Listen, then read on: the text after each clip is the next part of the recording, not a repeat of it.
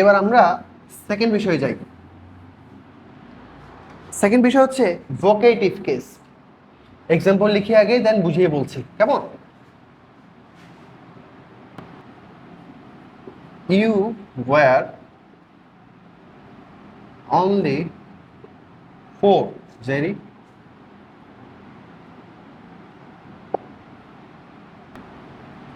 said she.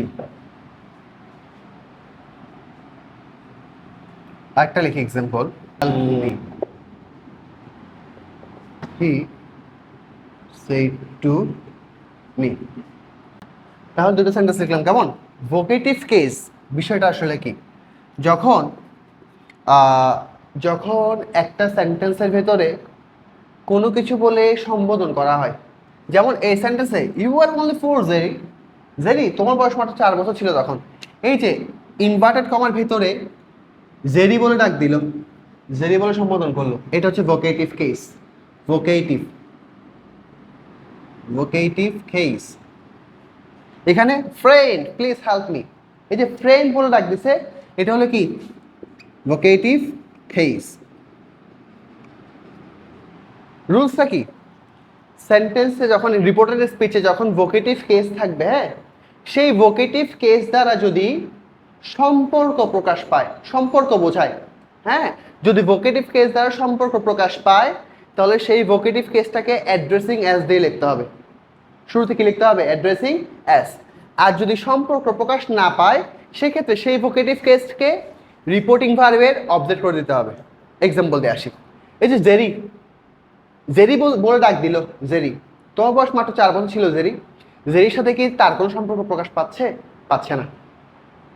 কিন্তু এখানে friend বলাতে ফ্রেন্ড দ্বারা কিন্তু একটা সম্পর্ক প্রকাশ পাচ্ছে। যদি সম্পর্ক প্রকাশ পায় সেক্ষেত্রে সেটা লিখতে হবে কিভাবে? Addressing as. Addressing as, addressing as friend, addressing as friend. ব্যাস এইটুকুর কাজ শেষ। এই কথাটা কি বলছে? হি সেড টু মি, তাহলে সে বসে আমাকে বললো হি। এই যে প্লিজ বলছে, প্লিজ বলা মানে রিকোয়েস্ট করা, রিকোয়েস্ট। তাহলে কি লিখবো? He requested to me, he requested to me. সে আমাকে রিকোয়েস্ট করলো, কেমন? কি বলছে? রিকোয়েস্ট। তাহলে এই রিকোয়েস্টেড লেখার কারণে এই প্লিজের কাজ শেষ। তাহলে কি বাকি থাকে? Help me. এই হেল্প হচ্ছে ভার্ব। ভার্ব দিয়ে যখন যখন কোনো সেন্টেন্স শুরু হয় সেটা ইম্পারেটিভ। ইম্পারেটিভের ক্ষেত্রে এখানে দ্যাট লেখা যায় না, টু লিখতে হয়। আমরা তখন দ্যাট লিখেছি কারণ ওগুলো অ্যাসারেটিভ ছিল। এই যে ভার্ব দিয়ে শুরু হলো মানে ইম্পারেটিভ সেন্টেন্স, এই জন্য কি লিখতে হবে? টু। টুর পরে ভার্বটা বসবে, টু হেল্প। To help. এই মিটাকে, মি বলতে এই তাকে বোঝাচ্ছে, হিকে বোঝাচ্ছে, তাহলে কি হবে? To help him, to help him. কথা ক্লিয়ার?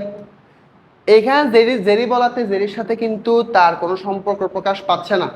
না পাইলে কি করতে হবে? জেরিকে এই যে ভার্ব, রিপোর্টিং ভার্ব সেইড, এই সেইডের অবজেক্ট করতে হবে। তাহলে কি লিখবো? She said to Jerry, she said to Jerry. এই যে জেরিকে কি করলাম? রিপোর্টিং ভার্বের অবজেক্ট করে দিলাম। বাকি অংশ বসবে এবার। ইউ সাবজেক্ট দিয়ে শুরু মানে অ্যাসার্টিভ, দ্যাট বসে। আর ইউ সেকেন্ড পারসন মানে জেরিকে বোঝাচ্ছে, কেমন? তাহলে হি বসবে, হি। ওয়ার, অ্যামিজার থাকলে ওয়াজ ওয়ার, ওয়াজ ওয়ার থাকলে হ্যাড বিন, অ্যামিজার থাকলে ওয়াজ ওয়ার, ওয়াজ ওয়ার থাকলে had been. He had been, had been only four, only four. Clear আশা করি, হ্যাঁ?